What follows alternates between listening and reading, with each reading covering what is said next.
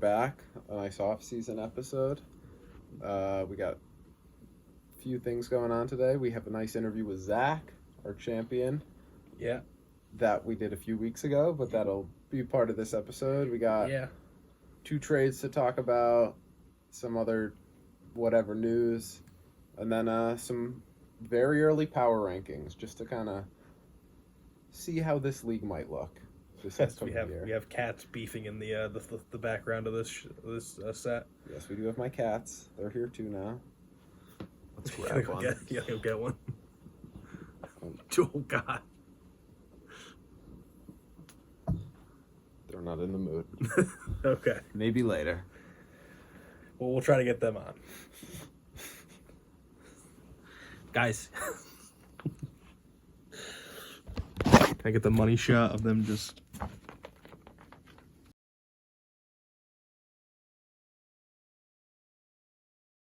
We are here with Zach, our champion.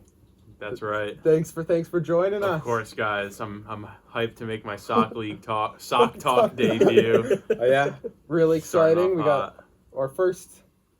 We've had guests from the league. Yeah, we had Stephen James. But this is like the first interview type thing we've got going on, and we thought might as well start with a champion. Hell yeah, I'm honored. Honestly, I watch every week, every episode, so it's unreal to be on here now talking to the hosts, to the guys, my fellow league members. Big fan of your show too. Yeah, thank you. Zach does have the What Would Jones Drew podcast. Yep. You've probably heard Adam or myself make a question appearance where Zach just plays a voice message through my phone. It's one of the funniest things. When you lost the house and were I did end up outside for a while. That was amazing. The best part about that is I get charged $12 a month to host the podcast on the website, and I think we're on year 2 of it, so I think I'm climbing near $240 for a podcast I release once every few months. Well worth the money. It is. No, it is. Yeah. I'm like, I could cancel it. I could save some of this money, but I'm like, nah, I can't risk losing. You just won the sock league, so it looks like you got your next few years paid for. Yes, that is true. That is true. I have a bunch of years paid for with my winnings. But yeah, I'm excited to be here and to talk about my run in the future and whatever. Yeah, so let's talk about your run. Yeah. It almost didn't happen. Yeah, it was. You started out the year pretty shaky last year. Yeah, you lost to Matt. I did lose to Matt. There's always a point in the season where I'm like, wait a second. I actually I the past 2 years I'd say I've been kind of all in. At the end of this year more than ever, really. But even the year before, I was like, holy shit, I'm losing some bad games right now. I think, 2 years ago, I went on that 6-game win streak towards the end of the year, and I was like, all right, I'm good. But last year, it wasn't that easy. I lost to Matt, had some tough losses. I never really had that. But, towards the end of the year, I did heat up, but it was definitely scarier than I planned for, but snuck into the playoffs and finished with the same record as Evan. That was came in with the points. Yeah, I think I had 200-300 more than him, right? Yeah, it was a good margin. You cleared him pretty well. Yeah. It came down to that last week. Yeah. Evan beat Trevor, but you got the win in a close one against Griff. And I fully expected to lose that game too. I was fully just rooting for Trevor because I think if Trevor won in any way, even if I lost, I would have made the play. Yeah. So I was the whole time I was like, all right, just need a Trevor win. I was texting him the whole time, I'm your biggest fan this week. but we didn't even end up needing it because I think I beat Griff by a lot that week too, if I remember correctly. By 15. Oh, okay. So that's not. Kind of close. It was a comfortable win. Yeah. Not blowing him out. Yeah. Got into the playoffs and then had your run. Your closest game was the first one, right? Week 1 with Ethan. Yeah. Because I beat Jasmus. Only put up 90 in the second week, I think, and I was 130 something to 90.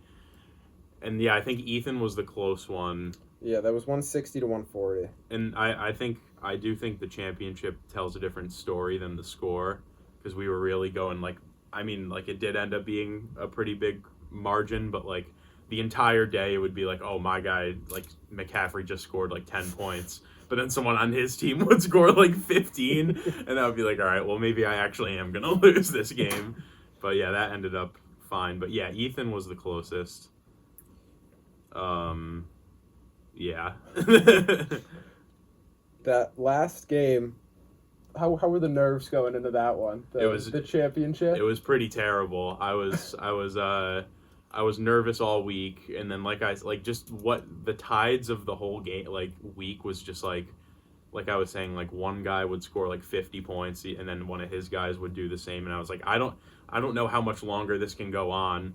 Like he scored 134, I ended up with like 170, which was the end, but like throughout the entire week I was like, this could honestly go either way. And I think like the deserve to win-o-meter bar was like kind of always favoring me by a little, but it was never like 100, or it was never like 90%. It was always like 60 or something, and like it dipped down to like the 50s, and I'm like, it's so over. It's so done. I was in the basically same exact spot as you, a few years earlier, because I was again against Trevor in the championship. Yeah. I think I watched that over at your house with you and Griff, and I was terrified. It was so bad. And I think I had the similar thing, not Mike Evans, but I had Saquon go for like 40-something. Yep. And just absolutely went off. DJ Moore got a concussion, finished with like 0.3 points. So then it's like your heart immediately sinks. Yeah, it's terrifying. That was me. Our first year, I think the three of us and Griff were upstairs here. We were watching the games, and I was like, I need something to happen.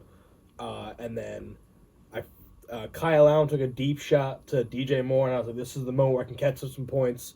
And it was like 10 yards over his head. And there was like a minute left in the game. And I was like, well. I will. Evans did win me that week. But that, like, I don't think I'll ever forget that Vegas 49ers game. Because I had Adams on one side and McCaffrey on the other side of the ball. And Adams. I might have actually said that. But Adams and McCaffrey playing against each other. And they combined for like 60. That was, I'll never forget watching that game. Because that was Sunday. No. Was that Sunday night? I don't remember if it was, but I think that was one of the last games before the Damar Hamlin scare, which was Monday night. But I remember watching that game, and just every time San Francisco had the ball, I was like, oh my God, like these guys cannot stop feeding. And I think he had like one breakaway run for like 40 yards. And I was like, okay, I'm starting to feel better here, with Adams on the other side putting up tons of numbers too, so... Yeah, and he had Ayuk going. Yeah, he did. Yeah. I was just, you guys got to pound the ball here. We don't need any air yards. I also did forget that he had Brady, so that kind of that's I was just when you went upstairs earlier, I was telling Ryan, I was like, I forgot, like I had Evans who was getting 50, but it was kind of being negated because Brady was putting up all the points that he was scoring. Yeah, too. He was getting 10, but he still got 7. Yeah, 10. Yeah. Yeah, so I mean that in that game, like I said, that was Damar Hamlin game. Like Burrow only put up 6. Mixon only put up 1. Like that was Hamlin. Yeah. So that could have been much worse, but he also had Higgins, I guess, which helps that out. But yeah, that was a crazy week. That was scary because I think I had a pretty comfortable lead going into Monday night, but I was still nervous. I was like, what if Higgins like tears it up or something and he passes me somehow? But we ended up being you also like you. How did it feel to not be crowned champion until like the following Wednesday? That was really weird. Yeah, I was just kind of like sitting in like a weird. I kind of knew like with the lead, like once It took him a while to announce that the game wasn't being played again. Yeah. But I remember I was like, well, I think I'm gonna get this win. Like if they resume, like I still feel good about like. I had 2 players, he had 1, so I was like, I think even if... a big enough lead. Yeah, I was like, even if they play, I think I'm good, but still, like, it just felt weird, like, just waiting, and then, it didn't even, like, hit me. It was like, oh, well, congrats, you're the champ, after, like, the sleeper notification came in that they're not playing it, and I was like, all right, like, I guess I won the soccer league. That's... I know. It was really nice for me as the commish of not having to really... come up with a solution. I probably would have kind of left it up for you two to kind of decide, just whatever's fair, because you were the ones playing in the game. But I was definitely like, man, if this was a 2-point game and they both have guys going, it's like, what do I do? That's a dilemma. Yeah. So I did luck out there. Yeah. To get to your championship, you obviously did make a lot of moves. Yeah. If you're looking at your playoff run and like your championship team, you had Aaron Jones, Mike Evans, Kittle, Mixon, Lockett, who you all added during the this season. year, yeah, yep. So what was your thought process through all those moves? Like, this is my window. I need to win now. Yeah, basically. It was. I felt like I had a few injuries going on, and I felt like I kind of lacked like the depth to have like a nice guy that I can like throw like so that was kind of the main thing with the Lockett and the Thielen trade was like I just needed like those wide receivers that like they're gonna give me like 10 points. So that's why I got those guys. I was like, well, if someone else gets hurt, like I need to be able to put these in, and it ended up working out with. Like Lockett broke his finger, but then I just had Thielen to put him in. But also I did Montgomery too because it was the flex spot. True, but I needed, I needed some of that help, and then also with running backs, like I before I made the Jones trade, I had Najee who like I was never like confident. I wasn't playing. too confident with him this year, and then Jones was having like when I made the trade, like he was having a really good year, but it was always like. He'd have like 3 weeks where he puts up like 20 and then like 2 in a row where he put up like 3. And I was scared. I was like, well, that's like, he's good, but it's so inconsistent. Like you're not getting like 10, 10, 10, 10. You're getting like 20, 23, like 15 or something. So I was like, all right, I'll take that risk. And it ended up paying off too because I think there was like a 1 or 2 playoff game or championship. He might only had like 3 or something. I can't remember, but yeah, for the most part, he was a good pickup. Roughly looking at it now with these matchups, it's like Kittle had the 2 big, week 14, 15, not the championship, but the other weeks he was pretty big. Mixon had a big second week. Yep. Evans obviously had the huge last week. Yep. Aaron Jones had some big weeks in there. The guys stepped up when they needed to. Like if one was down, another would pick them up, which was good. But yeah, it was mostly about depth. I felt like there were times in the season where I'd like kind of throw out like a good lineup for like a few positions, and then the rest it was like, well, these guys are only going to put up like 3 points.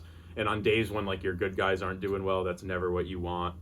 So then I figured, all right, I need to just add some established guys, like, and really just go for it, just pound the rock, and it worked out. Like it was close for sure, but we hit the goal. All the trades, but maybe one. Yeah. Which we were talking about the Dave Montgomery. Well, I wasn't even talking that. Not even that one. I'm talking about the Keenan Allen for Tyler Higbee. Yeah, that one will go down.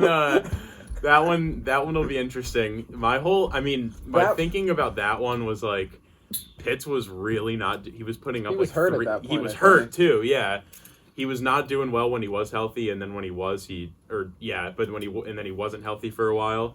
So and Higbee was having a pretty good year. Like it was fine. I was like, well, let's just get him. I think he was like tight end 6 when I traded for him, which obviously like isn't saying a ton, but he finished as tight end 6. Yeah. So I was like, all right, well, I'll get Higbee. Like I think he's fine. Like we'll see what happens here. And Keenan was hurt. The entire. Yeah. I think he played week 1, right? He put up like 10 points week 1. And then that was it for him. He did put up against 16 against you in the playoffs. There it came back to bite me. But yeah, that trade I actually totally forgot I made that. I fully planned on him being the tight end through the whole playoff run. That was partially on me. Like I was like, ooh, I'm like kind of in the middle. I was like right on the brink of possibly being a playoff team. Yep. And then I looked at it and it's like I have some injuries. The guys playing kind of suck. And I was like, if I get in, I'm going to just get blown out in the first round. So instead of just selling everything to try to get in and just lose, I was like, maybe I'll go the other way. Yeah. And then you made the Higbee trade, and I was like, no. But then I still went, and we got the Pitts for Kittle and Dolchich trade done. Yeah. And, it definitely worked out for you. You didn't have to start Higbee. But wait. Probably regretted getting rid of Keenan a little, but... I mean, in the end, though, like... That's what having Lockett and Thielen... Like, Thielen was also a tough one to... I think it was... maybe the week I played Griff, I was torn if I should start Thielen or not. Because he put up, like... I can't remember the exact scenario, but I was a little nervous to start him for a few weeks. But, I mean, that's why he was acquired, though, was just to have another guy that, like, can put up... like decent points at whenever time. You feel comfortable with him in the playoffs. Yeah, which I mean I feel like that was the same thing with Keenan too. He was never like, oh, this guy's gonna be like the best receiver on my team. Like it was kind of just yeah. But yeah, no, that was I actually totally forgot I I made did that too. trade. Kind of. Yeah, I mean, Thielen in the playoffs. Now that I look at it, he put up 1, 2, and 9. So I guess that wasn't great. But week 14, when I needed him, he put up 20. So that's what we're talking about. Like when a guy, when the guys were just stepping up when I really needed them to. And I think did I not start him that week? On 14, I thought what am I looking at here? Keenan kind of went off to end the year. Yeah. Looking back, but again, I did. All right, week 14, I did start Thielen, and that's what helped me beat Griff, and then helped me make the playoffs. So that's where that one came in to be good. Keenan probably finally got healthy once you traded him. Because for the first 10 weeks of the year, he played 60% of snaps. Yeah, he was in 2 different games. He played 30% in each, and then after that, he basically put up 15 to end the year. Yeah, maybe a little bit more. I remember the joke about Keenan Allen was Brian Robinson got shot and came back. Before Thielen for pulling his hamstring. Yeah, he was out bad this year. But you did win the championship, so all the trades paid off. They paid off, yeah. Sometimes you got to go all in to get the ring, and you clearly did that. Yep. So still waiting for my Sony Michel trade to pay off. We gotta wait a little bit longer. Yeah, it'll happen at some point, man. Okay, here's that pretty much wraps up the last year. Yep. But here's my next big question. Yep. Maybe 3 days before the draft, did you know you still had your first round pick? I did. I know. Because I feel like there was a tweet that was I have this pick. Yeah, still? I did tweet out totally. I totally forgot I had my first. Because I mean, I made so many trades that I just kind of figured that the pick was gone. Yeah. But then I did realize, and I was like, oh well, I should definitely start scouting. And I didn't take even one look at the guy I did end up drafting, but I during the draft I looked at my options, I read some articles, I talked to I was on the phone with Trevor when I made the pick, so that's how that ended up happening. But yeah, no, I made so many of those trades that I was like, well, the 20 for whatever reason, I thinking back when I did make those trades, I was like, well, I'm gonna keep my 23 first. That's the whole goal, is that I need to keep the first, and I did. And that's ended up being Jalen Reed. Confident about that still? I am. Yeah. I mean, it was 112. I feel like you're not gonna get I think you're not going to get the craziest player in the world, just at least from now. In hindsight, you could be like, well, I should have taken this dude, but I don't know. I think he'll be fine. I took him in my other league too, so I think I saw something this morning that he's getting work with the ones in the slot. Yeah, so. That's all I need to hear. Those sleeper notifications make it all worth it. Yeah. You did also just suffer a big loss this morning, or 10 minutes ago with cutting Keyshawn Vaughn. I did do that before the program on purpose, so I could talk about it here. The Keyshawn Vaughn era is over. Unfortunately, we finally managed to fill up enough roster spots where I think all the players are better than him.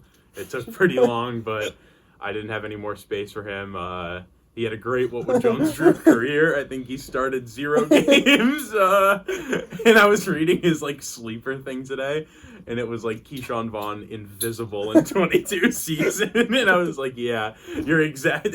No, I think it was Forgotten Man. And I was like, that's right. I specifically remember us during that draft. I was here. You gave me a call, and we're like, I need to move up.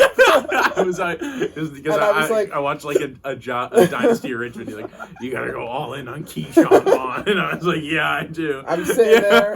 I'm waiting. I think I was eating lunch or something, and then I get the call, and it's I'll give you 3 picks later, and then another second or something. I was like, man, I really want Keyshawn Vaughn. This guy's gonna be a stud. And I was like, well, maybe I traded a Zach, and he doesn't take him, and then I still get him 3 picks later, and I still get my guy. I got Keyshawn Accepted Vaughn. The trade. You got him. I think I texted you, great pick. That's who I was gonna go. And now he's off the roster. I'm sure someone will jump on the opportunity to grab him. Yeah, he'll be a big fab name. Yeah. I might have to go drop 600 right now, just in case. So looking now towards the future, how are you feeling about this year coming up and the future of what was Jonas Drew? Broke Ryan's mic. Oh no, it's coming apart at the seams. I'm feeling. It's not broke. It's not broke. Okay, cool. I'm feeling good. I think there's still some lineup questions that need to be answered at this moment. Running back specifically is looking pretty bleak. But I mean, it's kind of a big if. Like, if Mixon does actually play, which and it's have looking a like. yeah, it's looking like he's. I think he's definitely on the team. It's just whether or not they use him a lot or not. That's a big if. And then Montgomery is like in my flex now, which is tough. Like, Jones is definitely getting older. McCaffrey getting older. I feel like there's a lot of like. I think they'll be fine this year for sure, but I think looking at next year after, I could be in a serious issue, especially with no draft picks at all. But yeah, you're in that weird spot of looking through your lineup. McCaffrey's like turning 27. Yep. Nixon's turning 27. CD's still young. Adams is going to be 31. Yeah, it's a Evans mix. will be 30.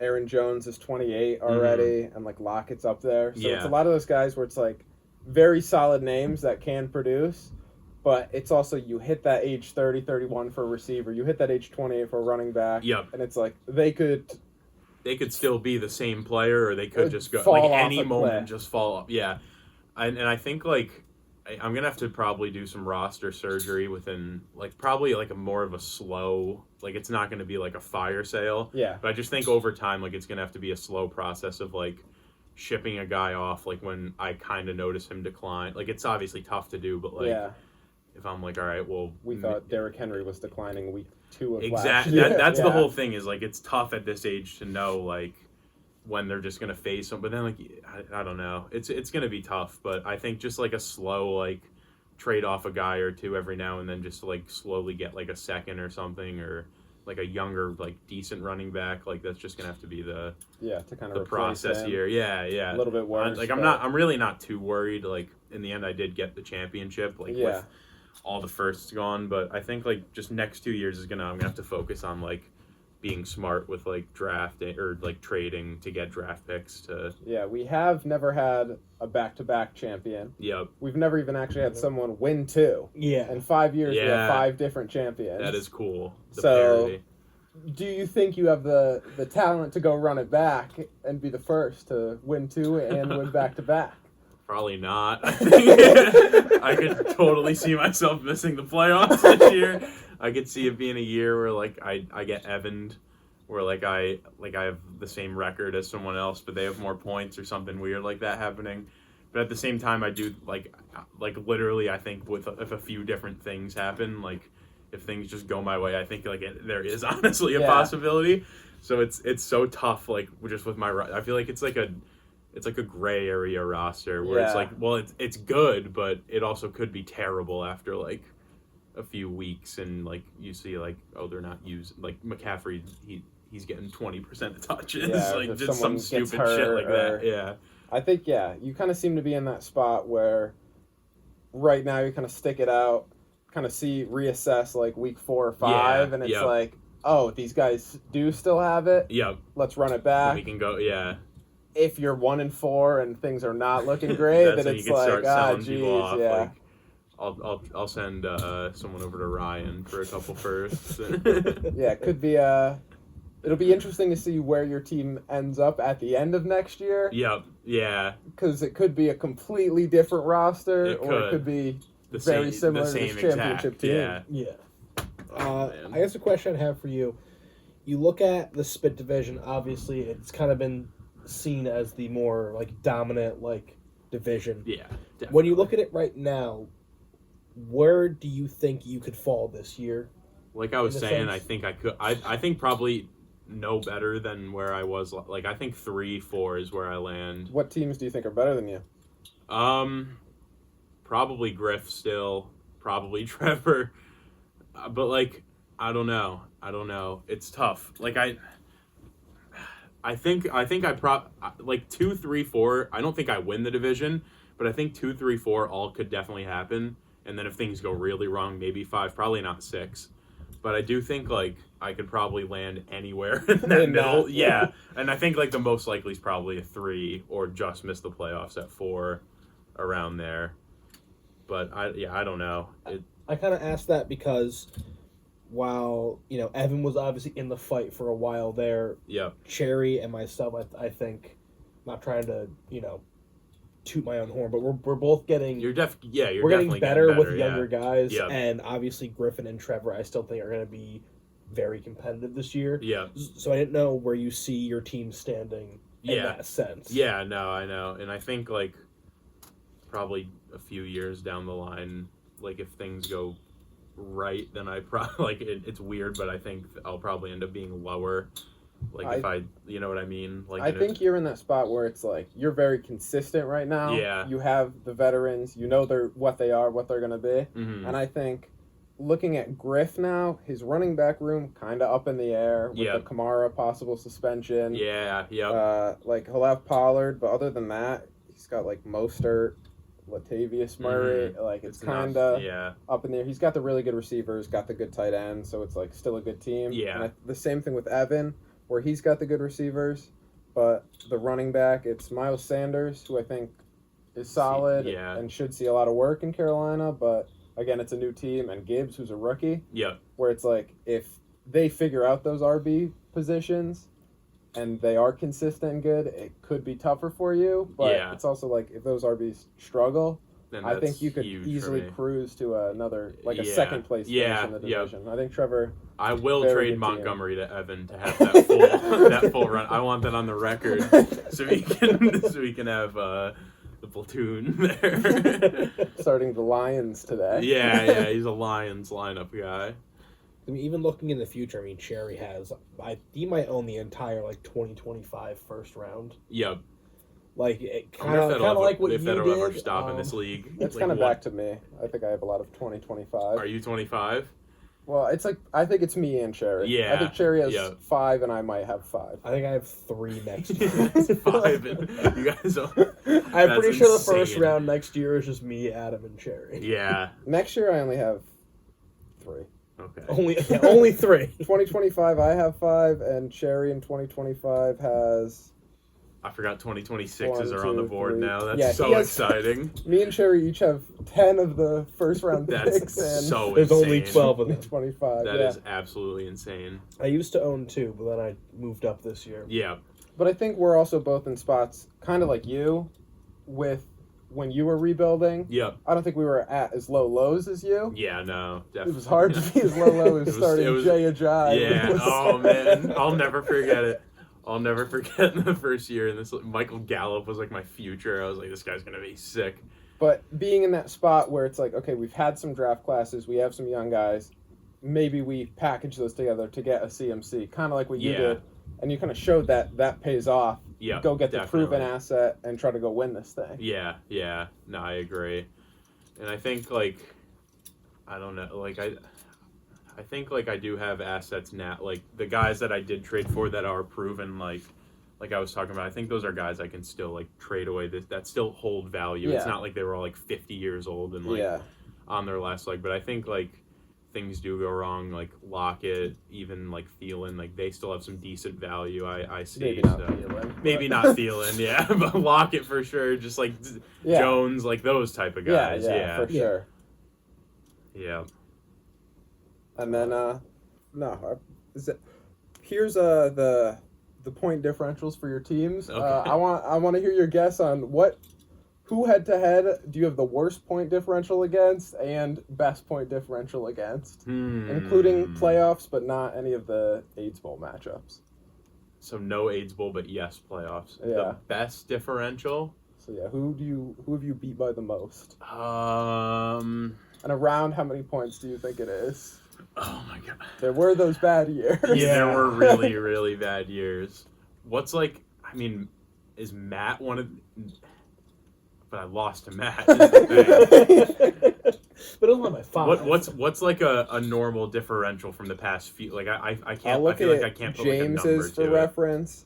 He's anywhere with teams from negative 30 to plus 109, but he's also one of the better teams. If you look at Matt, Matt's minus 350 versus Trevor. Oh my god. His closest one is minus 35, and that's against Steve because that's just this year. I think Trevor might be my worst. I feel like he beats me. How much? Like maybe in the hundreds, like low hundreds. I think I know the answer to this. What do you think it is? I think it's me. Because I think I started out like 6-0 against Zach. You definitely and beat there me was a ton, one. actually. There was yeah. 1 week. I think it was like week 2 of like our first year. I think I beat Zach by 90. I think you actually might be right. That could be. And then who do you think your best point My differential? best. Do I beat Griff a lot? No. Maybe. I mean, Matt's like the low hanging fruit. Yeah, but I feel like that's a lot of people's. Yeah, but I feel like, is it mine? For you, your worst is actually Trevor at minus 200.44. Okay, I feel like Trevor... Ryan is minus 199.4. Wow. Because you beat me for the first time. Yeah, this I remember that being like a storyline that now that you mentioned it. And you beat him by 50, so that, Yeah. that switched things up. Yeah. Wow, wait, so And your Trevor best, was what, minus 200.44. Oh shit, you guys are so close. Yeah. Wow, that's crazy. Because you made a lot of points back beating him by 40 in the championship. Yeah. Basically, but he has I a think he beat 117-point win against you. Oh my god, what year was that? 2019 week 2, he beat you by 117.5. What was do you have the score? 175.9 to 58. That was the 50 week. It just happened he also had almost 200 points that week. He could have put up half that and been good. That is, I believe, second biggest blowout ever. Trevor blew out Ethan by 131. Yeah. But that's the second biggest blowout ever. Trevor, I definitely feel like he always beats me by a ton. And your so best that point checks out. differential is actually Evan. You're plus 162. Oh, wow. Look at that. Yeah, I think looking at this, where's you versus Evan? Let's find it.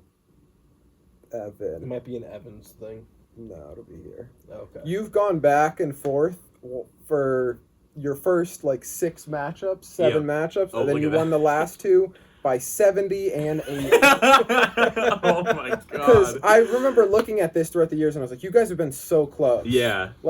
He beat you by 48, and then you won by 51 to make it a 2-point differential. Yeah. Then he won by 66. You made it back down to 20. He made it 40. You made it 5. Then you had a super close matchup to make it 4. And then the last 2, you just pulled away. Up by 162. Oh my god. I remember Adam and I working on this. There was a lot of stuff. That was when I realized, wait, Zach still has never beaten me. Yeah. No, that until is this crazy. Year. That does make sense, though, because I do feel like I never beat you. And also, Trevor, I just feel like he always puts up a million against me. And you have positive point differentials against Evan, Matt, Ethan, Jasmus, and Steve, and then losing against the rest. That's not good. I mean, those bad years will do that, too. Yeah. I mean, I'm living with it right now. Yeah. I was doing my own point differential. I was like, Jesus Christ. I can't believe this league's been going on for 6 years. I It know, feels like we started literally a year ago.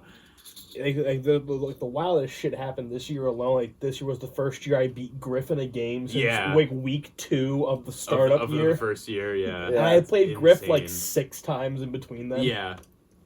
We started this year freshman year. Freshman year, and just graduated. Yeah. That's insane. Crazy. It's so weird. It's been a long time, but we're going it's so been a strong. fun time for sure. God. It's easily my favorite league. It's got me so much more into football than I ever was. I used to watch every now and then, but now it's that block out my whole day. Sundays it's okay, I'm 1 to 11. Watch Dave football. Montgomery get a few touches and rooting for rooting for that big Adam Thielen. Yeah. It's been a great league. Yeah. What are your thoughts on, obviously they're not into play this year, but how do you think the rule changes going forward are going to affect the league?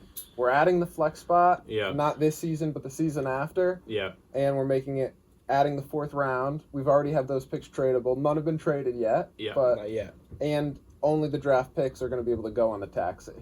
I think I like all of them. I think I voted yes for all of them. I like the extra flex spot is so interesting because we already do have like the 3 receiver, 2 flex sort of, which I think, I mean, like standard, which I don't think anyone does, is like only 2 receivers or whatever. But yeah, or maybe 3 and a yeah, something like that. So I already liked how we had a lot of spots, but I think like, I mean, our rosters are so big, like why not? Like I think like making lineup decisions is the best part of the sport. So like having to make another one is like it's cool, and also like it does make it on the same token it makes it like easier kind of because if you're between 2 guys then you can just play both of them. But if you are between 3 or 4 or something, like then you really gotta like figure it. Like I don't know. I think it's cool to have. And then the 4th round of the draft I like a lot because like it's more scouting, more drafting. Yeah. And I mean even if they fucking suck and they never touch the field, like it's another guy I'll root for. Yeah. And then only the drafted can go only on taxes. I like that too because then it makes the draft like that much valuable. And, yeah, instead of trading away everything and then it's like, oh, I have no picks. Yeah, but let me just you could toss these guys throw on the all tax. the fab on the rookies to put on there. I think they all force us to think a little bit more. Definitely, and change up the strategy, which basically as the commission I'm always trying to do. Yeah, in our league. No, I agree. That's change cool. things, make people think more, have it be more fun. That's kind of what my thought process was with the extra flex. Yeah. It will maybe make your like 50-point week second lowest harder to beat. Yeah, definitely. You got more guys. More guys, but yeah, I think the same thing. The lineup decisions are super fun. Yep. And it might change the way some people are building teams instead of going completely all out for one super team. Yeah. Kind of thing. You might need to focus on more depth, especially those bye weeks. Oh, 100%. Like, it'll be very interesting. Yeah, no, it'll be. Like I said, I think I voted for everyone. Like this makes it so much fun. Like just adding all these cool things. Other leagues I'm in don't like to change stuff. Yeah, I feel like that's very, very common in a lot of leagues of like, oh, let's play this standard. Yeah, no, you gotta add some fun stuff into it. But I'm trying to get everyone to. I've been thinking about the picking playoff matchups. That's so fun. Yeah, I think each year I want pro sports teams to do that. I think that'd be so entertaining of like getting to call out who you want to play. Yeah, and being like, oh, I'm better than this team. Yeah, and I think it also gives that advantage to the 1 seeds of, oh, I was gonna end up having to play Zach, or I was gonna have the easier matchup against whoever. But then now the 3 seed, their best player actually just got hurt. Yeah, so and this other guy has a horrible matchup. It's like, actually, I will go with this one. Yeah, exactly. Yeah. It switches things up. It keeps things fun. It's totally your fault if you lose. Yeah, which I think we've had most of the years so far of picking someone and then getting upset. Yeah. I think this was the first year where the number 1 overall team picked someone but wouldn't have beaten the other matchup. Oh, with just like the way the score worked out. Yeah. Both years prior to this, the person with like the number 1 seed picked somebody and lost. Yep. Yeah, and would have beat the team that they could have stuck with. Yeah. Yep. Which kind of shows how random fantasy is. Exactly. Yeah. We always kind of say, it doesn't matter if you go, as obviously Zach, it doesn't matter if you go 13-0 or you go, or 14-0 or 8-6. You get there and you have 3 good weeks. You could be a champion. That's it, man. Yeah, you could be on the bubble with Evan looking out, and then you win the championship. That's how it works. But yeah, I think this was a great talk with the champ. Yeah, great to be on. Love the shirt too. I don't think we talked about that on the camera. My rookie draft, my 2020-2021 rookie draft champion, 2 years in a row. Self-proclaimed rookie draft champion. And we have a lot of those players still on the team. Yeah, we were talking about it earlier. I only had two players on my championship roster from these drafts, which were Burrow and CeeDee Lamb. So had maybe 12 picks out of them. Yeah, so still around. What was my 21 draft? What was that? 2020 obviously was the Akers crazy one. Najee. Yep. Picks. I think that's when you started trading some of them, right? Oh, that's 2022. Yeah, I'm trying to find it on the website. I can't even remember who I took in that one. Here, let's figure this out. Draft results. Here we go. Najee, Kyle Pitts. Yeah, passing on Chase was a large mistake. Especially as Elijah a Bengals fan. I did that twice. Elijah Moore. Henry Ruggs was 2020, yeah. Right. Yeah, because I think this was the year you had maybe some of these like more middle picks. Yeah. But some might have been involved for getting I think I like did. Adams. Yeah. You kind of bought them. It was like mid. Yeah, to, it was at the end of that 2020 season where I made tried to compete a little bit, but then still had your early pick. You had the third pick. Yep. And then was like, oh, but next year my rookies are going to be second year guys, going to add some talent, and it's paid off. Yeah, man, I definitely should have taken Jason. It's always fun. And I did it with Higgins too. I took Ruggs. Also took Amon Ra right instead of Elijah Moore. But no, that was I didn't wait. Yeah. Then your team would have been even more of a powerhouse. Yeah, and Amon Ra was he was the reason I lost against Matt. He had like 90 points that week. Then you don't lose to Matt. Yeah, and then everything would have been so much better. I would have a championship and not a loss to Matt. So anyone you want to call out or... Dropped my phone for 3 times already. I do want to say thanks. You do have Trevor twice this year. Yeah, he's your random matchup that you ended up with. Yeah, Trevor. He's back on the board. Actually, he's solely responsible for my championship. Didn't he leave and then you won? Yes, but now he's back. So the championship is his. Evan, I do want to make a trade with. I want to give him Montgomery so he can. He can text me, Ethan, I want my trophy, and I think that might be it. I don't have many other grudges in this league besides Evan for being my rival. But yeah, no, that's it. And it was great to be on here. It was great to finally speak. I still haven't done my championship pod since. We're waiting on that. Yeah, We've been waiting since January. Maybe that'll come like next week or something. Who knows? Honestly, it could come you said whenever. You were bored. Yeah, exactly. I got all the time in the world now. It just might happen. Yeah, well, whenever you're back in Wallingford, love to have you on again. Oh, of course. It was a great time. Yeah, had a great time. And then we'll later on the show we'll have power rankings. The way too early power rankings. Yeah. Zach will unfortunately not be here with that. We'll also be wearing different clothes because it'll be a different day. But thanks for coming on and thanks for this interview portion. Heck yeah, guys. Yeah. And cut.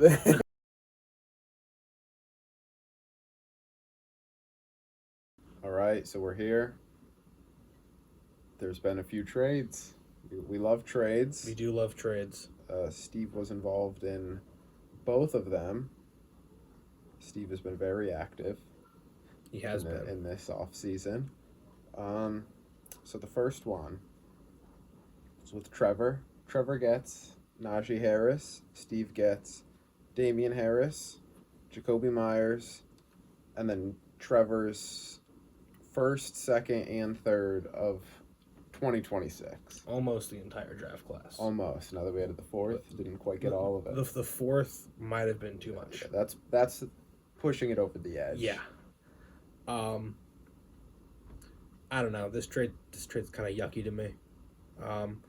Obviously, I think having picks is cool. I tend to have a few of them. And who knows? Maybe in 3 years the draft class is loaded and maybe Trevor isn't great.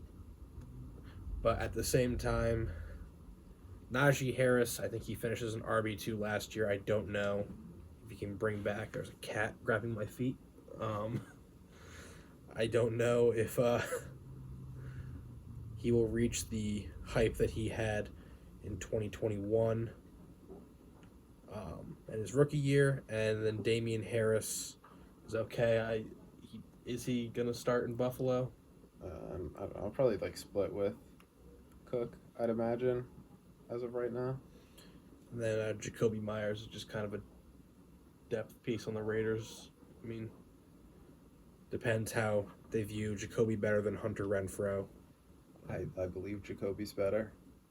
So I think, and they're also paying him $11 million a year for the next 4 years. So I think if they're going to give him that contract, then Rocky, then they're probably going to use him. Rocky, your thoughts on the trade? You want to get down? Cool. But yeah, I think he's not going to be anything special, but I think he'll get some targets might go in the slot there because, again, I don't think Renfro's anything too special. And they lost Waller, who was also like kind of like their big slot over the middle. Obviously, it's going to be Adams' team. Yeah. And then you're just behind that with now Garoppolo, who's not a great passer.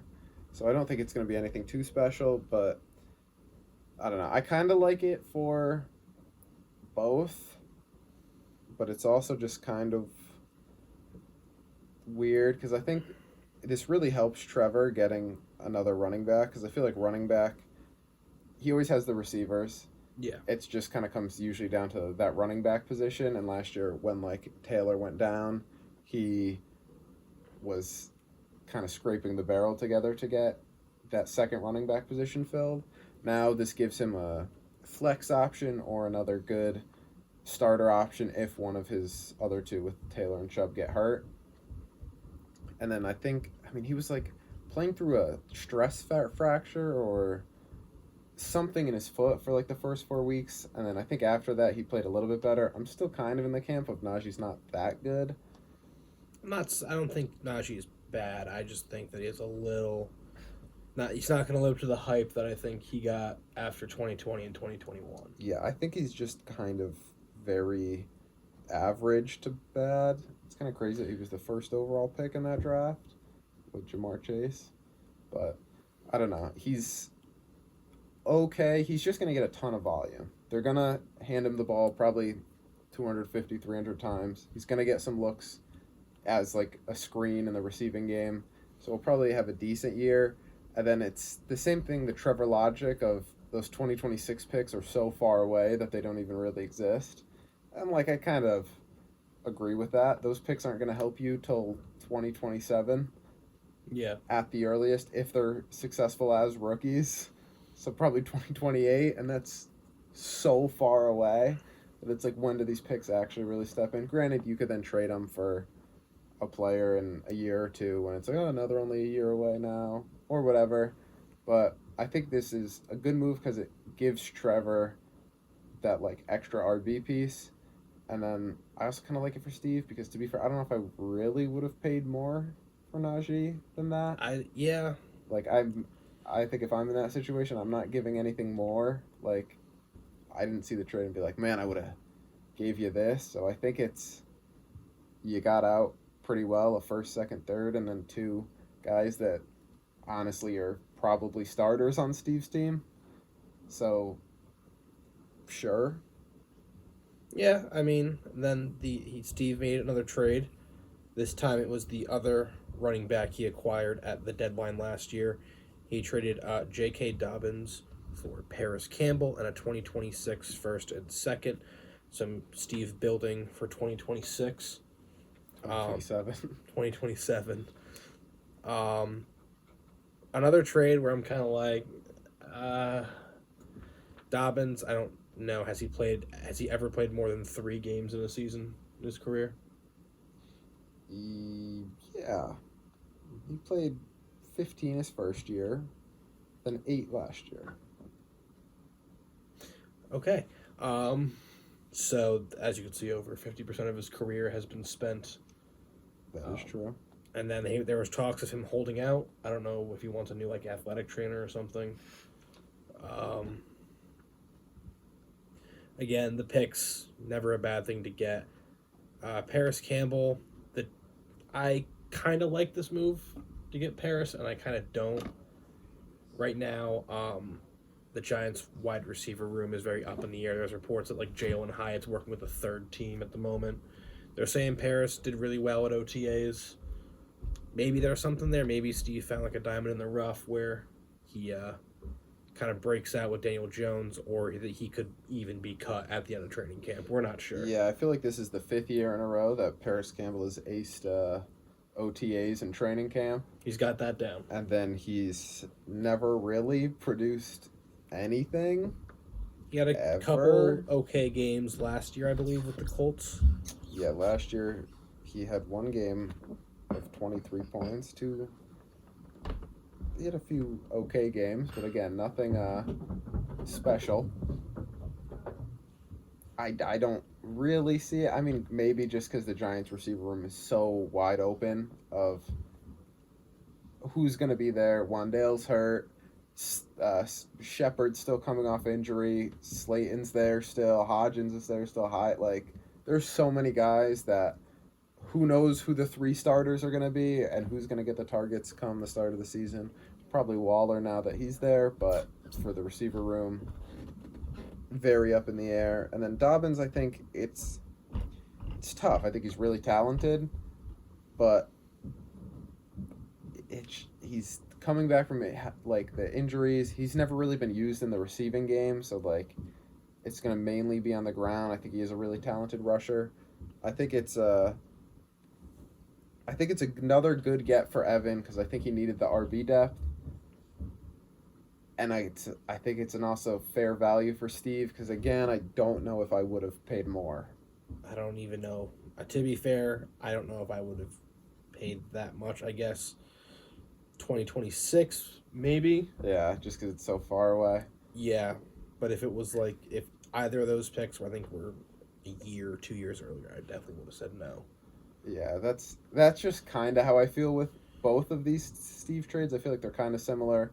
You get the good value. It's just so far away that it's not as valuable. The biggest reason why the biggest pro I can see from these trades is that I have Steve's first this year.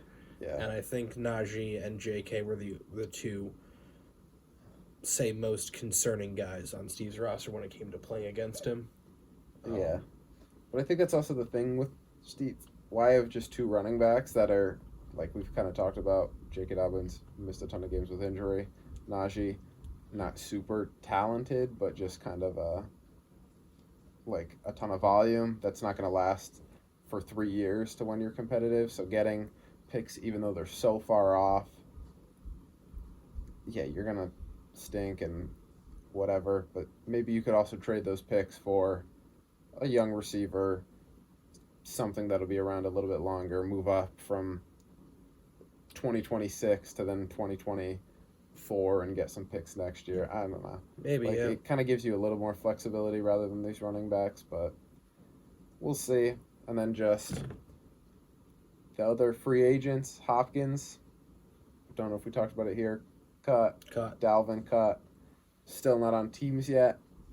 Where do you kind of think they end up, and what's their range of outcomes kind of in your mind? I know Hopkins visited Tennessee, New England. I kind of hate both of those spots. Tennessee, I don't know if they're going to commit to passing the ball even still. I know they got Levis and they have Willis and they still have Tannehill. But do you trust any of those 3 to like consistently pass the ball good? Yeah. And New England, I'm just a Pats hater. I don't want him in New England. I like DeAndre Hopkins. I don't want to have to not like him. Yeah, I feel like that the same. I feel like if he went to Tennessee, that wouldn't, again, they wouldn't pass a ton, and it would just kind of be ugly. I think if he goes to New England, it's still kind of gross. But I think it would kind of be like a huge safety blanket for Mac, and I think he'd probably get peppered in targets and probably do pretty well. And then obviously if he wants to go to a contender and ends up on the Chiefs or the Bills, I think it's like you're going to do nasty there. Yeah. Plus the Panthers still have $20 million in cap space. I mean, that's true. Saying. He could be the number 1 wide receiver there. Yeah. And then Cook, do you think he ends up anywhere, and do you think he's gonna be any good? I'm still hearing a lot of Dolphins rumors around him. I heard Dolphins and Jets. I would kind of hang myself if it was the Jets. Yeah, that would stink. Then Breece Hall tweeted something like, "We don't need you," or something. Good He job. He doesn't Breece. want other running backs there, but apparently the Jets might. I think it's hard to tell. He definitely kind of fell off a cliff last year. He was fumbling a lot. He wasn't really we weren't seeing that same power we had seen around the goal line. Even looked a little slower. Maybe he goes to Miami and joins the 17-man backfield there. Yeah, I did see something, like he just had an interview that, like, his shoulder was, like, separated and he had another injury, and it's, like, it's hard to play 100% and commit when you have those injuries, but now he's healthy.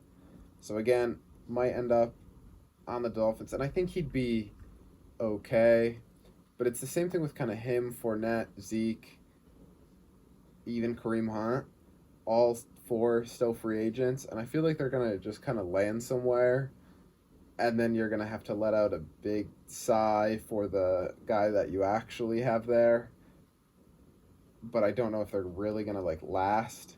Yeah. Kind of like what Melvin Gordon did last year, where it was like he had a few good weeks and then was like off the team and then on 2 other teams by the end of the season. I think all those players are getting close to that Melvin Gordon season of he's splitting carries. Oh, he's really bad. Oh, he's cut. Something kind of like that. But then it's also if any of them land on like the Bucs and now you're splitting with Rachaad White, you might have been super excited about Rachaad White. Things are a little bit sad. Same thing with the Dolphins. You're excited about A-Chain. Oh, this is a little disappointing now. Any of those teams that drafted those younger running backs and aren't like superstars, like I think Hall's good enough to then he'd still just be the starter and get most of the carries, and Cook would just be like a change of pace or coming off the injury like thing. But I think a lot of those middling rookies to second, third year guys, I think that's who it would kind of hurt wherever they all land up, just ruining your hopes a little bit. Yeah, I am surprised that I was going to mention, those 4 running backs not signed yet. Usually the big or the more known names are signed at this point. So it's kind of interesting. I know we had always hyped up how like the running back depth was in this class we saw here. Even some of the landing spots in the draft, I wasn't, like, jumping for joy at. Like, Tank to the Jags, I was like, okay, they have ETN. Sharbs to the Seahawks, I was like... Walker, what? Yeah. So it's kind of hard. I would say, if I had to guess, I wouldn't be shocked if the Dolphins, the Bucs, maybe the Bills or something, and I don't want to say the Jets, but maybe the Jets... Yeah, I could see the Bills. I was also thinking, like, maybe Fournette goes to the Rams or something, and then they sign Sony Michel. I'm like, this guy's I don't still know a if thing. Sony Michel's keeping you from anything. No, but I also think that their cap space is. That is true. They're like, oh, we could have gotten Zeke or Fournette, but instead we're just going to pay this guy the league minimum. I also wonder if they're waiting kind of for training camp, where then it comes out, like, obviously injuries are going to happen. Jets safety just tore his ACL like a few weeks ago. That's great as a Jets fan, but so it begins. Like when a running back eventually gets hurt in training camp or that first week of the season, or is just going to miss a few weeks with a sprained ankle, is that when they're like, oh, I could go sign here and I could fill in for this and then I could try to make this job kind of mine. Because I feel like we've seen some of those vets do that before. I don't need to go through all a training camp. I'll just wait right at the end, swoop in, and the job's mine. Get 12 carries a game. So I guess that's another option that could be happening for them. Also, maybe Dallas tries to get one of these guys. I didn't even think of that. They they have Pollard, but didn't he break his leg or something? Yeah, I think he's healthy now or almost back. But even still, I don't know. Is Deuce Vaughn that guy? Yeah, I don't know. Malik Davis, another just guy, but I own him, so he's good. Okay. But yeah, that's kind of our thoughts on some of these RB stuff. Maybe one of them will sign by the time this gets out. Maybe. Who knows? This is probably going to come out tomorrow. So maybe not. But maybe. Hey, maybe I hit upload and it's like the guy signs and I'm like, man, sick. That probably will happen. But now we'll hop into some power rankings. Some very early. All the teams are pretty much healthy. Your best lineup versus their best lineup power rankings. All right. What do we got? Are we just going to go right to it? Listen, I think up until Steve's trades, I could definitively say I didn't know who was number 12. Now I can definitively say I don't know who's number 11. Yeah, we got Steve at 12. I kind of projected him for 0 to maybe 2 wins. You face someone else injured. Could be. I mean, A.J. Dillon's not terrible. Yeah. Damian Harris is okay. They're a fantasy football team. Yeah. They just have nothing intimidating at all on this team. The wide receiver 1 is not the wide receiver 1 on his own team. I know that's rich coming from me, but... Yeah, it's funny. He has good depth, but, like, also his starters are depth. So it's just all depth. All depth and... But I also just realized we were talking about Hunter Renfrow before. Steve also has Hunter Renfrow. Yeah. Not realized. Hunter Renfrow's 27. Interesting. But I think he does have some promising rookies, and I think that's kind of what you're hanging your hat on this year. You're hoping Kincaid comes out, looks solid, could be that starting tight end, kind of slot player for the Bills, growing from there to eventually being like a top 6 fantasy tight end, which I've seen a lot of people think is a possibility. He's also got Anthony Richardson, who, again, has the potential to be a top 3 QB in fantasy with the rushing ability. Has Hyatt, has Michael Wilson, with now Hopkins gone. Will he have a role? Has Kendre Miller, who I think is a good running back with, again, the Saints are kind of all over the place with a possible Kamara suspension, everything there. So I think he has those rookies. Will it translate to any wins? No. But you at least have something to watch on a Sunday and get a little bit excited for. Yeah. It's just something to look at and say, hey, there's Jacoby Myers' first touchdown of the season here in week 9. Yeah. But he's in his own tier of his own, and that's the tier I call just, it's going to be a long year. Then I have a next tier with 3 teams in it, starting with number 11. This tier is called Need Some Breakouts. This is where we're going to start with Matt. He's 11. I have him at 11. I think he's probably gets like 3 to 4 wins, better than Matt of years past. And I kind of see his team as a upgraded version of his team last year. Where it's like everything, it's like, oh, they got a little bit better here, got a little bit better here, got a little bit better here. Nothing like super changed, but improvement. He has that one elite piece, I think, in Garrett Wilson, who could finish as a top 12 receiver. And then I think he's just heavily relying on youth and rookies, but I think that a lot of times means like a little bit less production in that year 1. Like JSN going to be splitting time with Metcalf Lockett, so it's going to be hard to produce right away. Rookie tight ends usually don't come on super strong, so like how will Laporta be? He's got Rashee Rice, but again, another rookie. He's got a lot of young pieces Charbonnet splitting time. A lot of those young pieces that he needs to kind of break out and take that step up, where then we're looking at Matt like, oh, this is a possible playoff team. Yeah, I think it's going to be like some of the formerly tanking teams you've seen in the past where after a big draft class like this one, you're going to see, you might not notice a difference in Matt's team.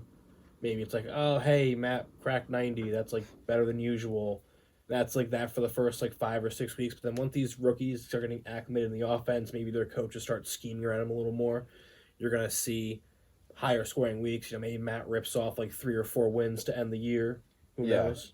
Yeah, I could see a few wins and a okay season. It's like an improvement from the past 3 years of Matt's team, where it actually has some hope. And his RB room, it kind of feels like it's just like an injury or 2 away from being pretty solid.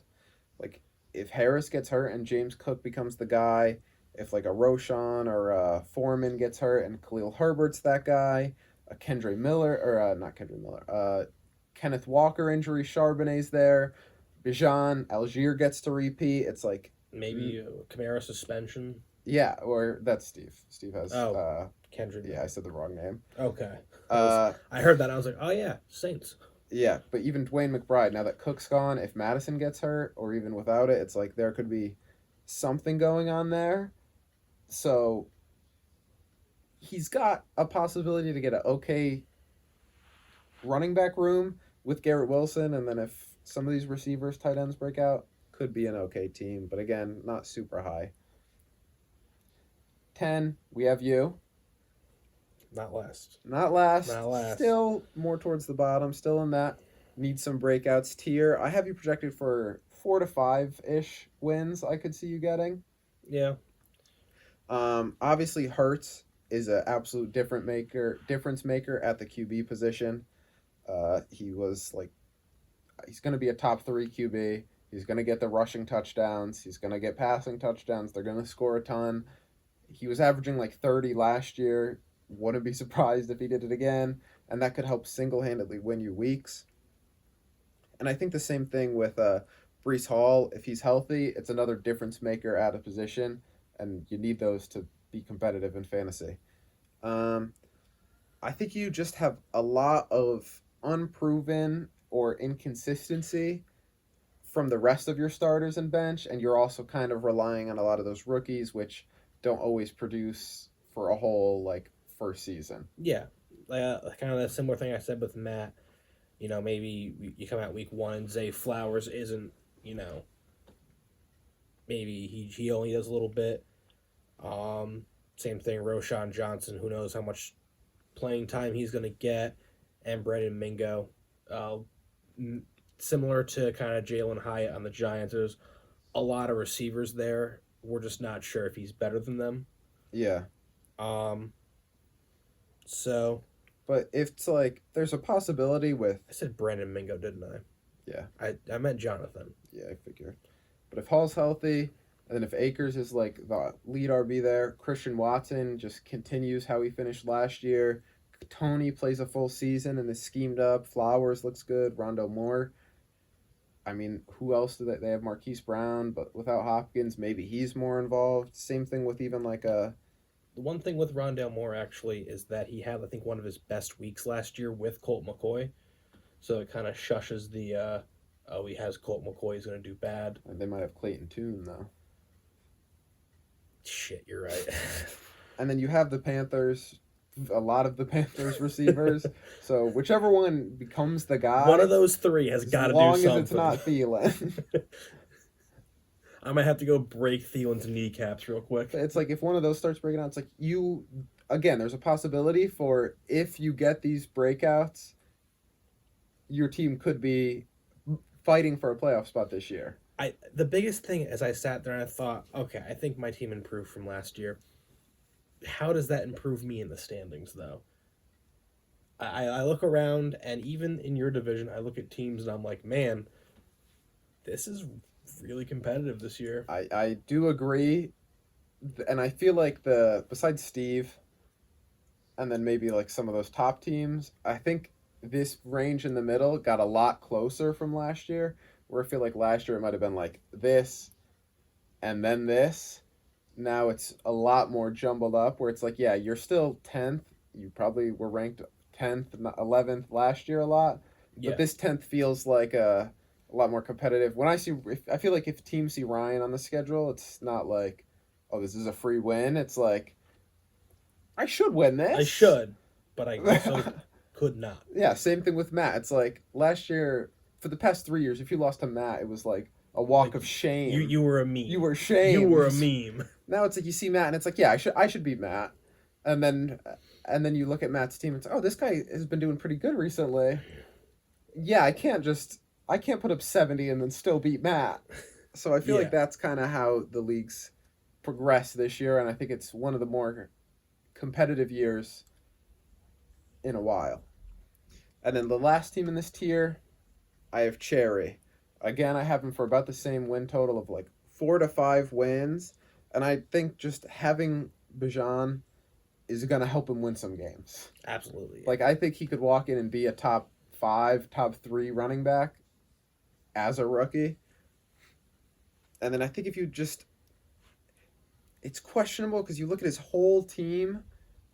There's a lot of question marks and a lot of like new situations. Marquise Brown, Kyler's missing time, plus he got hurt, I think, towards the end of last year.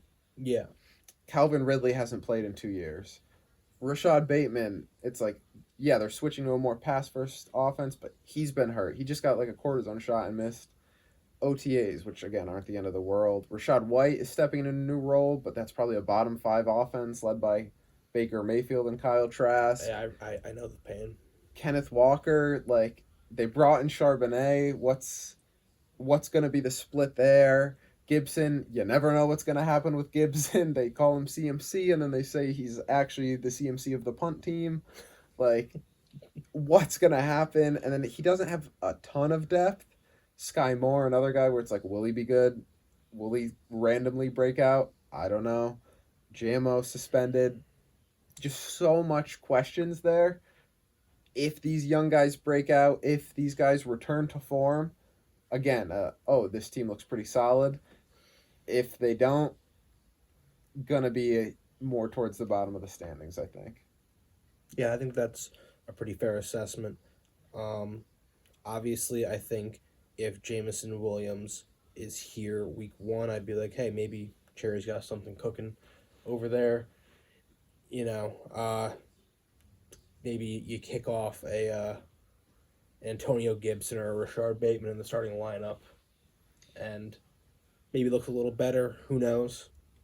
Yeah, I just think, like with your team, Matt's team, it's like so many questions, and we just need to see how those answers kind of line up. Yeah. Then in our next tier, these are the fringe up-and-comers. That's what I've called this next tier. Starting with, at number 8, we have James. I think he wins probably like 7-ish, 6-7 games. He's got the elite QB in Mahomes. That's a given. Another, just like Jalen Hurts, it's a difference maker at the position that could just help win games. Yeah. Then there's not a ton of established production there. Or they're just very old vets. Like, again, Debo, solid player. He's really only had one good year.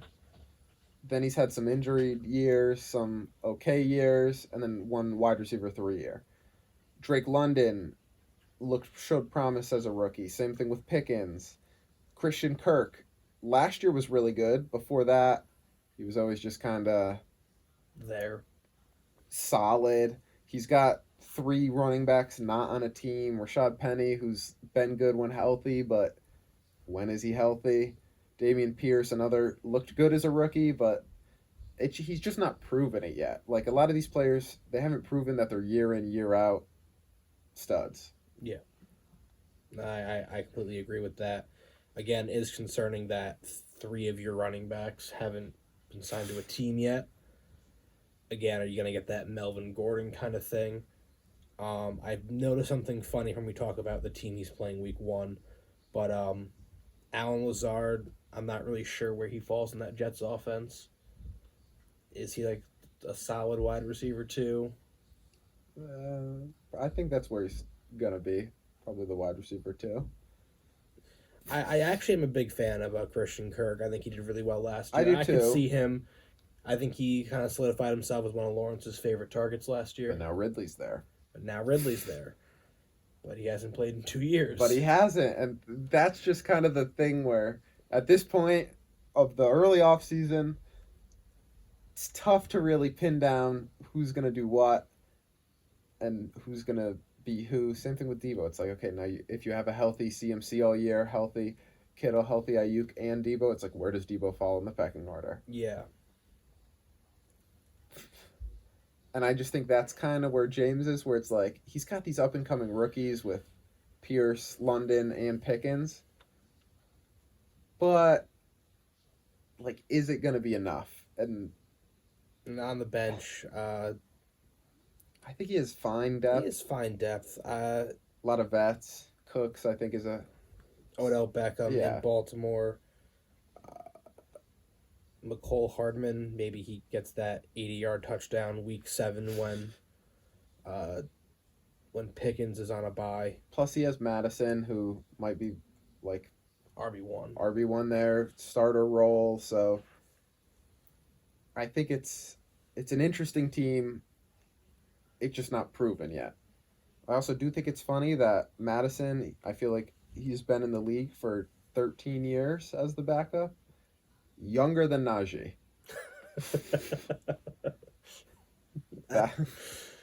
That's my fun fact there. Quite fun. All right. Next, at number 7, I have myself. I think I get 7 to 8 wins. I think I've got the strong RB duo with Saquon and Stevenson, as long as Saquon doesn't give him back, hold out. Give him back.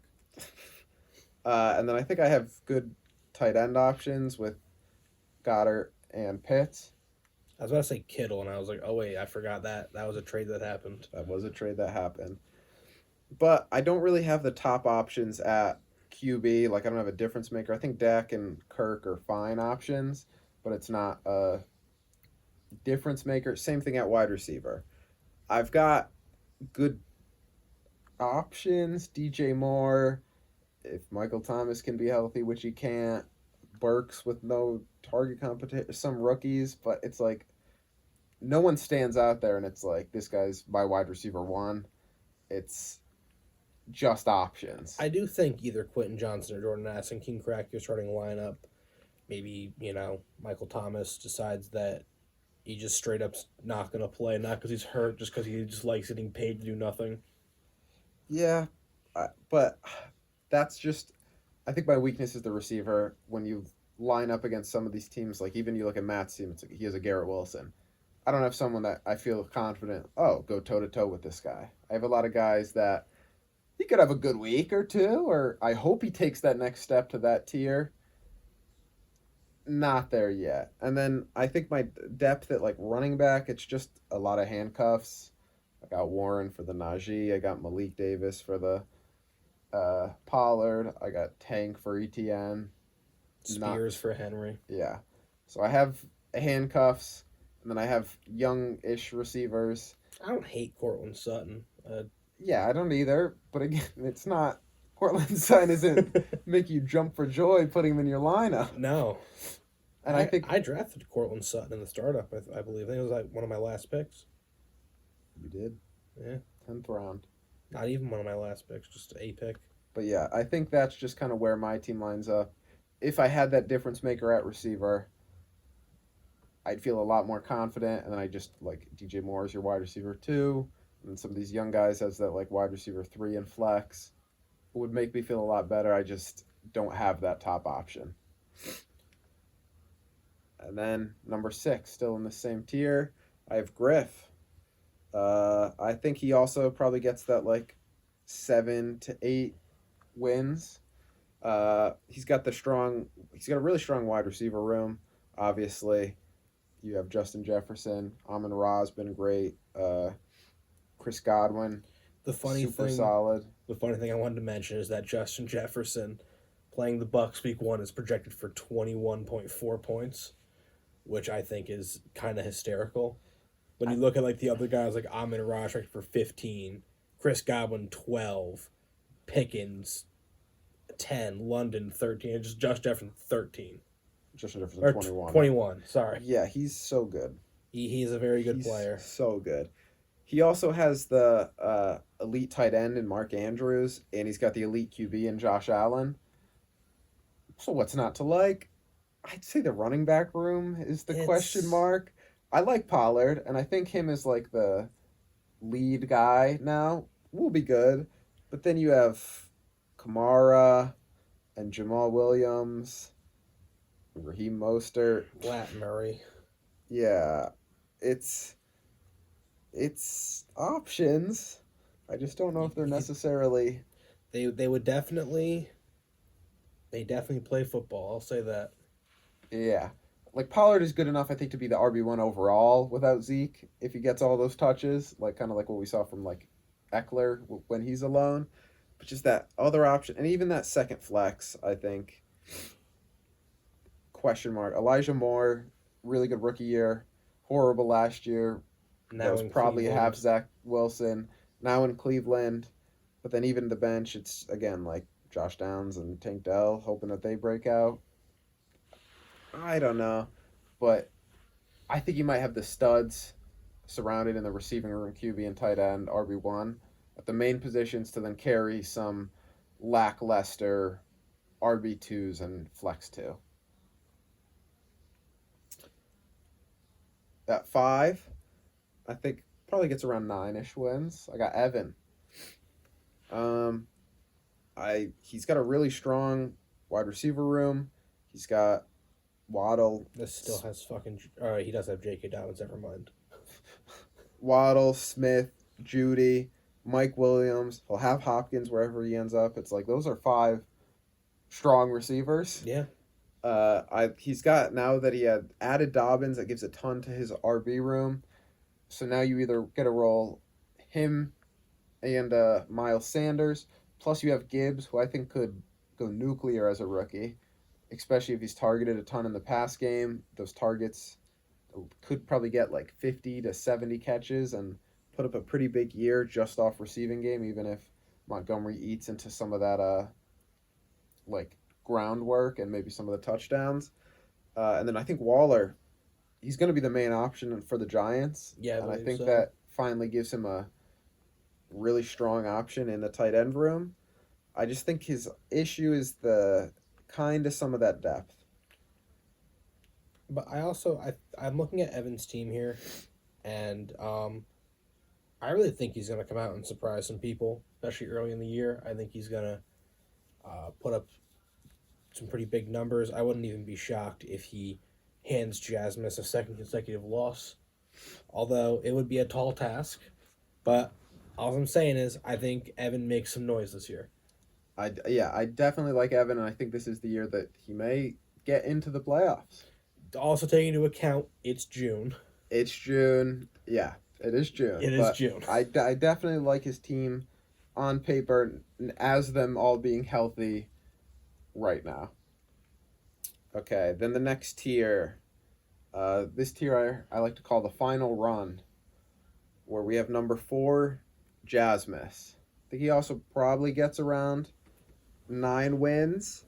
Obviously undefeated last season. Fell short in the playoffs. I think he's obviously going to try to run it back. He had the previous top RB and then a previous top receiver in Cooper Kupp and Austin Eckler. He's the starting lineup. It's good. Yeah. I just think it's getting older. There's becoming more question marks. There's not necessarily a ton of depth there. Like, James Conner's good. One of the biggest questions 28. to ask is Atlanta going to keep letting Mac Hollins get away with it? Well, he's new on Mac Holland, Atlanta now. Last year he was on Las He's on the Vegas. Raiders, but the Raiders letting him get away with it. That is true. Like, Zay Jones was a good option for him last year, but now does Ridley take the Zay Jones role?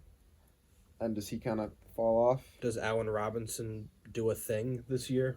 Like, the bench isn't really exciting. He's got A-Chain, too, on the taxi, and Chig Okonkwo, who I both like. So they could be decent options, but I think he's just going to rely on the star power of Eckler, Kupp, Jacobs, Fields, Terry, and Amari, and then just hope that, Connor and Pacheco could kind of get you through your flex. But he's one of those teams where it's like an injury or two. If Kupp gets hurt again, Jacobs gets banged up, it might be time to then sell it all before it kind of becomes worthless, because then Eckler's going to be 29. Kupp's going to be like 31. It's just like teetering on that cliff of these guys might fall off, but they also could put that wide receiver RB1 season and lead you to the playoffs and a championship again. And the window is open, but it is starting to slide shut. That's at least my thoughts on it. I think it's getting very close to slamming shut. And then another team I have in that tier is Zach, our previous champ. I got him for that 9 to 10-ish wins this season. It's another very strong team. He did just win the championship. And I think if you look at the starting lineup, I think it goes toe for toe for best in the league with pretty much anyone. Yeah. I think the biggest question mark that I see on here is going to be Mike Evans. As we mentioned, his QB is most likely Baker Mayfield or Kyle Trask. And I don't think that's very good. That might be a hot take. But around the team, I think the only other question mark I guess 2 question marks would be Aaron Jones. Do we see Dylan kind of step more into that offense? And does Tyler Lockett take a backseat to JSN? Both those guys are up there in age, but I can still see them being productive at least for the first half of the season. Yeah. I think it's the same thing, though, too. You look at Kittle. Kittle's going to be 30. Kittle's had injuries in the past. There's 4 top really good options on that team. Where will he kind of fall in the pecking order? Who's their quarterback? That's another good point. I think like Brock Purdy did really well last year, but you trade a lot for Trey Lance. And now you have Sam Darnold. So it's either Trey Lance or Brock Purdy. I think it's the same thing. Mixon, I think they might just run him into the ground, but he's getting older. CMC, getting older. Yeah. He's still CMC, and I think he could still go nuclear, but he's had some injuries. Don't fucking remind me. Getting older. Devontae Adams, going to be 31.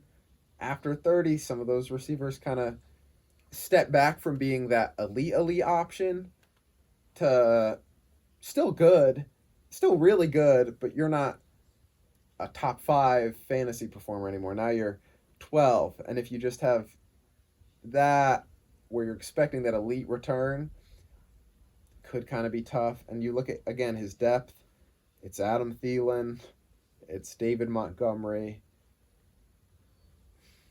That's about it. That is a team. And he doesn't have a ton of picks. Only 1 first in 2020. Like, kind of the same thing with Jasmus, where they don't have a ton of picks. Their teams are getting close to, will they fall off or will they win the championship? And I think it'll be interesting to see where both of these teams are, say, like week 6. If they're 2-4 with a few injuries, is it time for them to blow it up?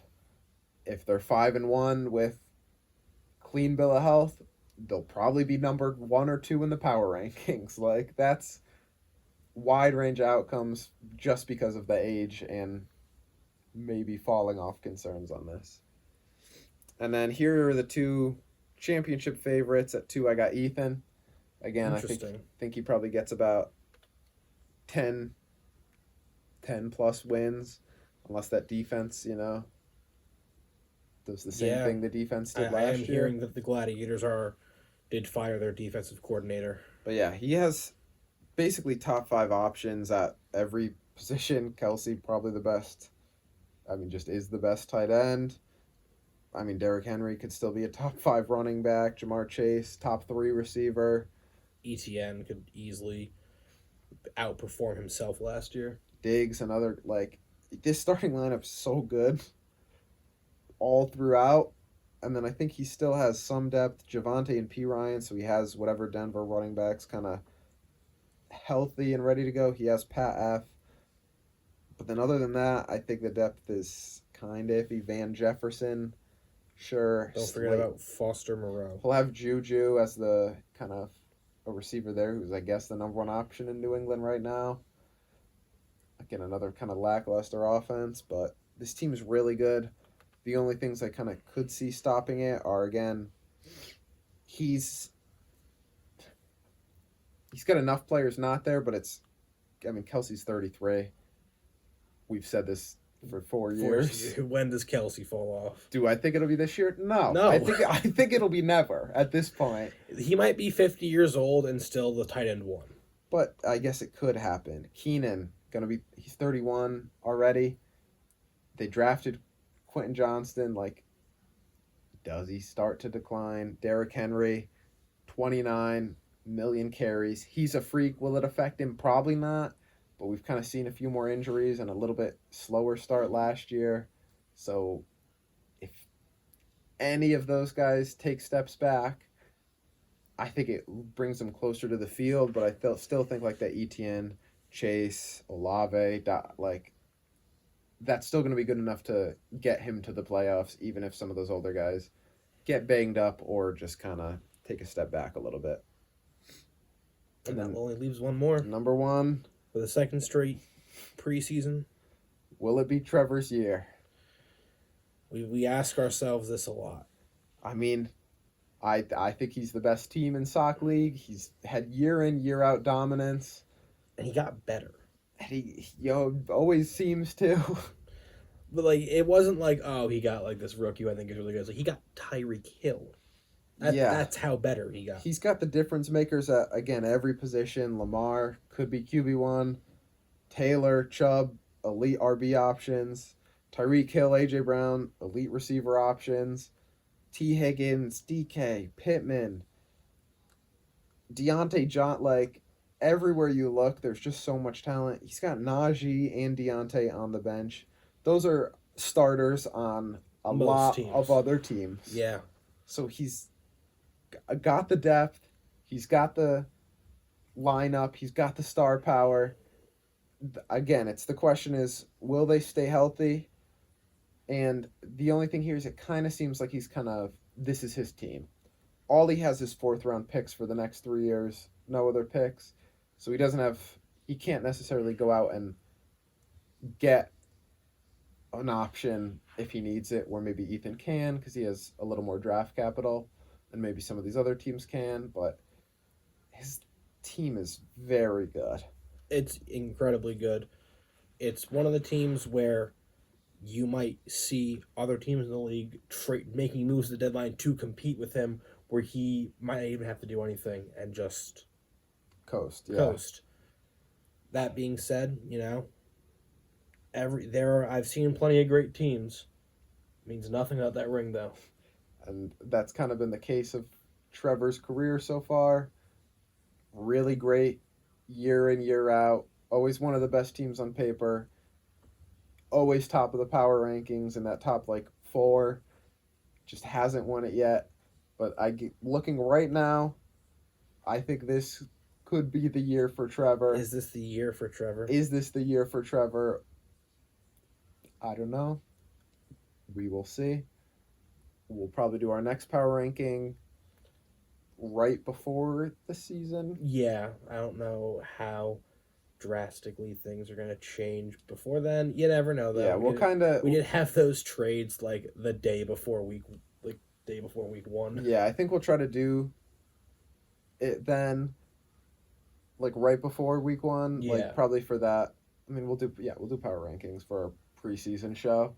But yeah, probably not till then, because again, not much will probably change. Maybe a few trades, and then we might be seeing some injuries. So yeah, we'll have a little bit better idea. I think we were kind of discussing doing some Sock League historical content. We were talking maybe doing if we were to redraft this draft class, how would the league look, stuff like that.